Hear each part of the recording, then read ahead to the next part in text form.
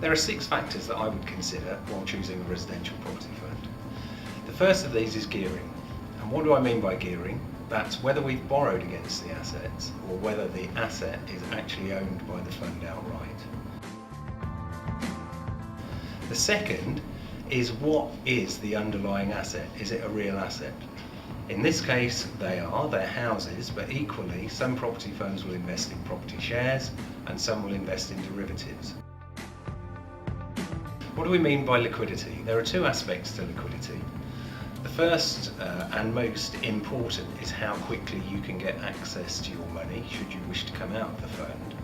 But it's also important to consider how quickly your money is invested.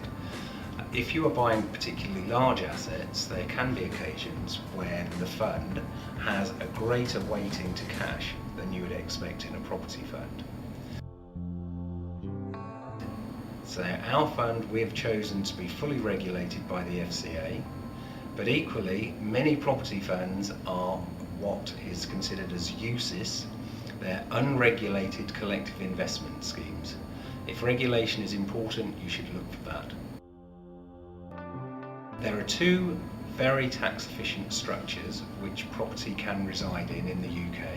One is a REIT, which is a real estate investment trust, and the other is a PAIF, which is a property authorised investment fund. Whilst this has similar tax advantages to a REIT, it is an open-ended fund and the valuation is simply the properties held within the fund.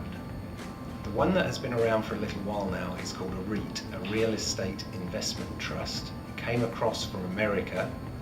It's a closed-ended vehicle which is then traded on markets, and the value of the fund depends on sentiment within that market, very much like a share does. The final point I would look for is how you want to hold the property fund. Do you want to buy directly into the fund? Do you want to invest via your ISA or your pension? The fund that we've put together here is actually available in any one of those